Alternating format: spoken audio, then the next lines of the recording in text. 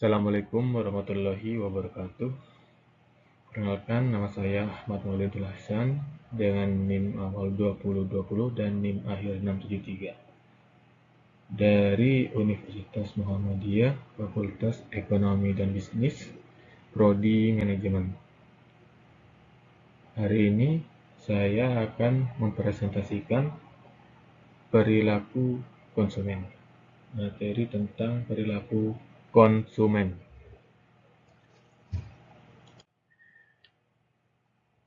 Yang pertama itu bab 1, Introduction to Customer Behavior and Marketing Strategy. Yang pertama, sifat dasar perilaku konsumen. Perilaku konsumen mempelajari cara individu maupun kelompok mengambil keputusan dalam membeli, menggunakan, dan membuang produk atau jasa. Ini mencakup interaksi antara perasaan, afeksi, pikiran atau kognisi, tindakan nyata seperti pembelian, dan lingkungan seperti iklan, budaya, dan pengaruh sosial. Keputusan konsumen dipengaruhi oleh banyak faktor yang saling terkait, bukan sekedar proses rasional. Pemahaman ini penting bagi pemasar untuk menyusun strategi yang efektif dan responsif terhadap pengalaman serta persepsi konsumen.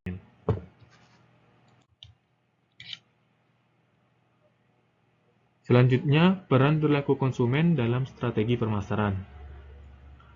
Perilaku konsumen menjadi dasar penting dalam merancang strategi pemasaran. Tanpa memahami konsumen, pemasar sulit menciptakan nilai yang relevan dan menarik. Strategi ini hanya memperkenalkan produk, tapi juga mempengaruhi cara konsumen berpikir dan merasakan sebelum memutuskan membeli. Oleh karena itu, pemasar perlu memahami kebutuhan, keinginan, persepsi, serta pengaruh psikologis dan sosial. Wawasan ini membantu menyusun bauran pemasaran seperti produk, harga, tempat, promosi yang efektif dan membangun loyalitas konsumen. Peran perilaku konsumen dalam strategi pemasaran. Pemahaman terhadap perilaku konsumen merupakan kunci dalam menyusun strategi pemasaran yang tepat. Tanpa wawasan ini, sulit bagi pemasar menciptakan penawaran yang bernilai dan diminati. Strategi pemasaran bertujuan membentuk cara pandang dan emosi konsumen terhadap produk hingga mendorong mereka untuk membeli. Karena itu, penting bagi pemasar memahami berbagai aspek seperti kebutuhan, keinginan, persepsi, serta pengaruh sosial dan psikologis, guna menyusun strategi produk, harga, distribusi, dan promosi yang efektif dan membangun loyalitas. Selanjutnya, kerangka strategis pemasaran. Kerangka strategis pemasaran dalam buku ini mencakup 3 tahap utama. Pertama, analisis pasar, kedua, segmentasi, dan ketiga, targeting, serta penyusunan bauran pemasaran. Pertama, perusahaan menganalisis pasar untuk mengenali tren, pesaing, peluang, dan kebutuhan konsumen. Kedua, pasar dibagi menjadi beberapa segmen berdasarkan demografi, psikografi, atau perilaku, lalu ditentukan segmen mana menjadi target utama.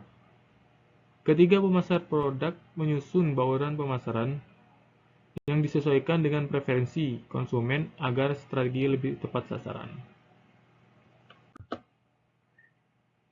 Selanjutnya, hakikat strategi pemasaran. Strategi pemasaran bukan sekedar rencana jangka pendek, melainkan arah jangka panjang yang membimbing seluruh aktivitas bisnis. Strategi ini menunjukkan posisi perusahaan di mata konsumen dan bagaimana nilai unik yang ditawarkan dibanding pesaing.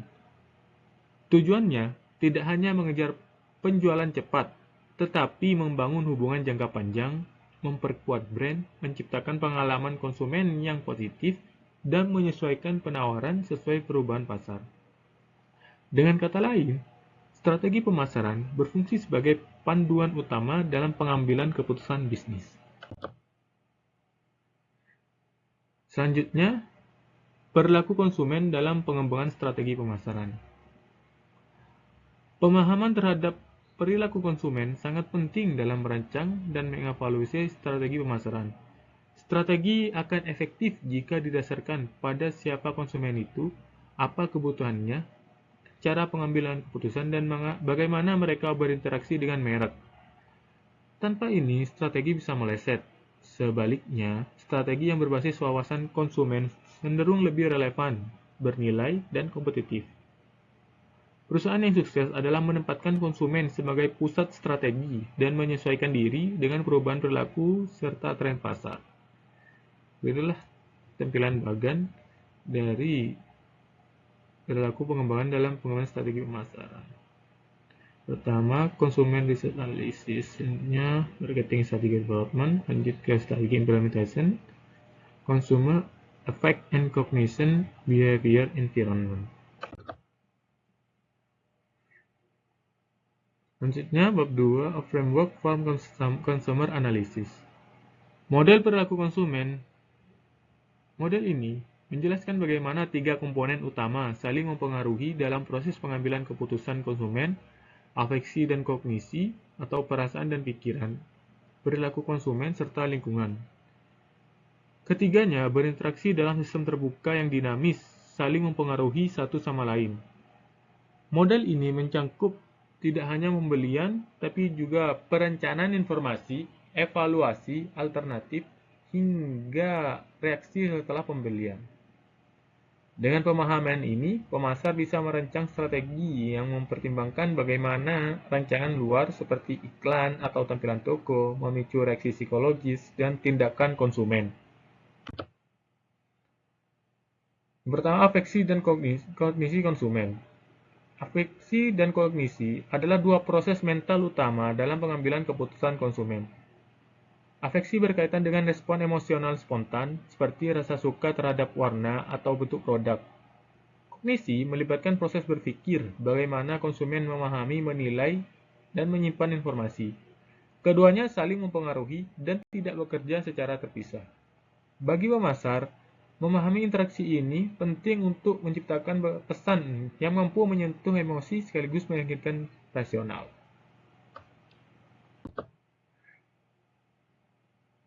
Perilaku konsumen. Perilaku konsumen mencangkup seluruh tindakan nyata dalam proses konsumsi, mulai dari mencari informasi, membeli, menggunakan, mengevaluasi, hingga membuang produk. Tindakan ini diamati langsung dan menjadi tolak ukur efektivitas strategi pemasaran. Perilaku tidak hanya hasil akhir, tapi juga bagian dari proses membeli, tujuan dari proses pengambilan keputusan, seperti membandingkan harga sebelum membeli. Dengan memahami tiap perilaku ini, pemasar dapat menyusun strategi yang tepat sepanjang perjalanan konsumen dari sebelum membeli hingga setelah penggunaan. Lingkungan konsumen. Lingkungan konsumen mencangkup faktor luar yang mempengaruhi pikiran, perasaan, dan perilaku konsumen. Ini meliputi elemen fisik seperti toko, kemasan, dan display, serta faktor sosial dan budaya seperti keluarga, media, tren, dan teknologi.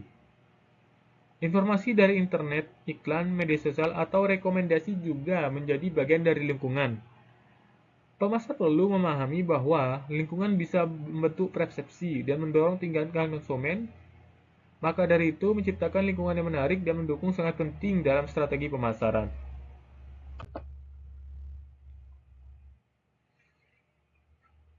Selanjutnya, hubungan antara afeksi, kognisi, perilaku, dan lingkungan. Afeksi, kognisi, perilaku, dan lingkungan saling berinteraksi dalam proses perilaku konsumen. Hubungan ini bersifat timbal balik. Perubahan ini di satu elemen bisa mempengaruhi yang lain.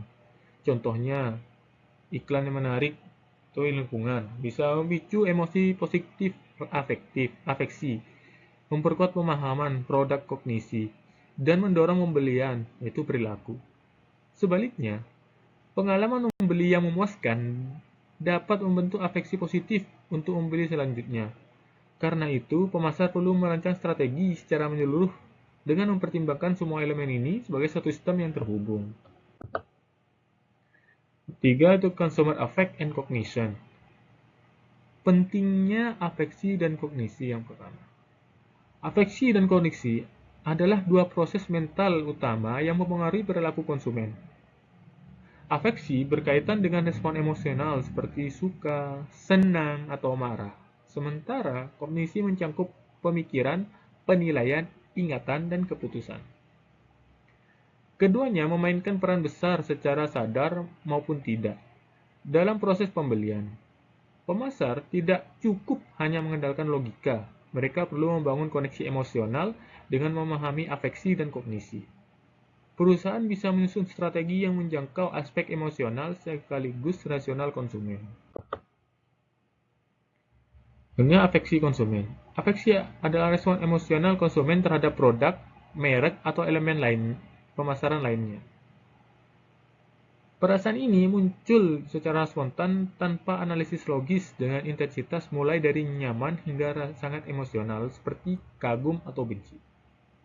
Afeksi berpengaruh besar dalam membentuk sikap dan keputusan jangka panjang. Banyak pembelian dipicu oleh kesan emosional sesaat, bukan pertimbangan rasional.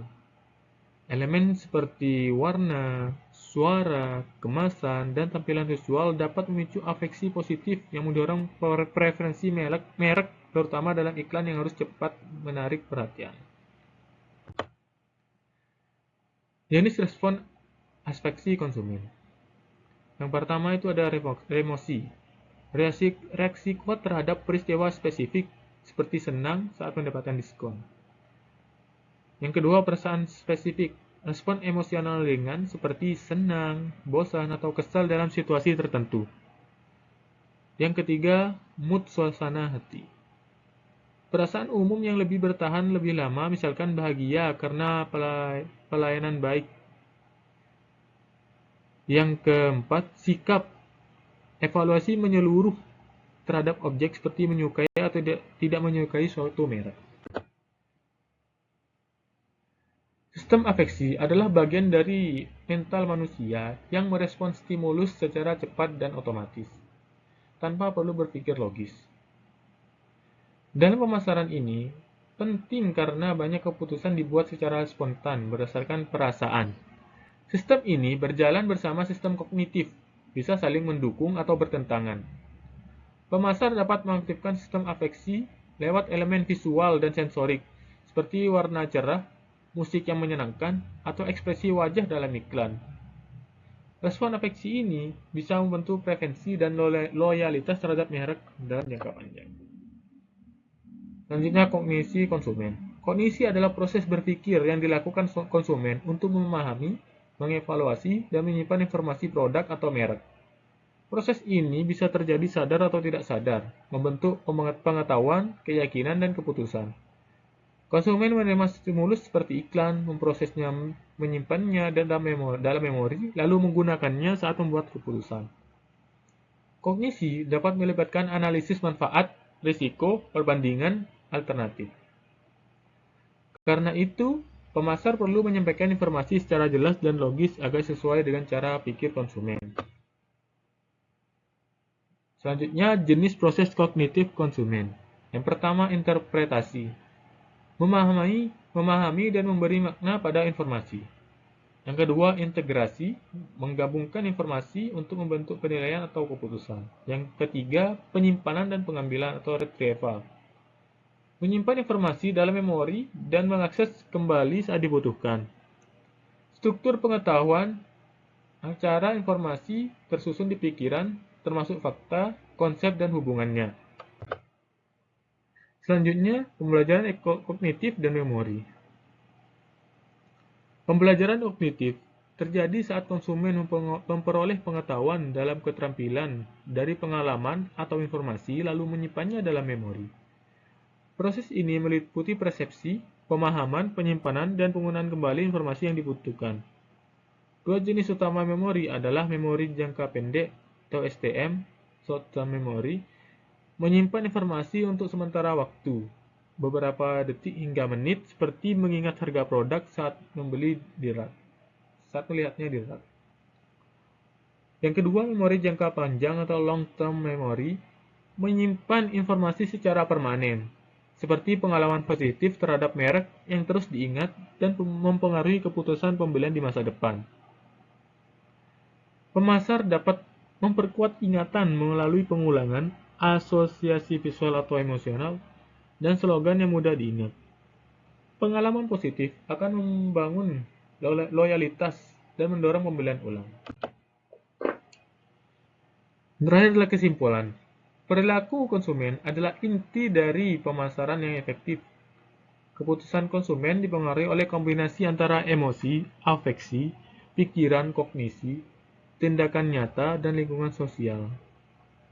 Konsumen tidak bertindak secara acak, melainkan proses yang kompleks dan saling terkait. Pemasar yang memahami proses ini dapat menciptakan strategi yang menyentuh sisi emosional dan rasional konsumen sekaligus. Hal ini penting untuk membangun hubungan jangka panjang antara konsumen dan merek. Di tengah persaingan semakin cepat, menempatkan konsumen sebagai pusat strategi adalah kunci keberhasilan bisnis selanjutnya. Terima kasih, sekian presentasi dari saya. Apabila ada pertanyaan, silakan tulis di kolom komentar. Dan apabila ada salah atau kekurangan, mohon dimaafkan. Terima kasih. Wassalamualaikum warahmatullahi wabarakatuh.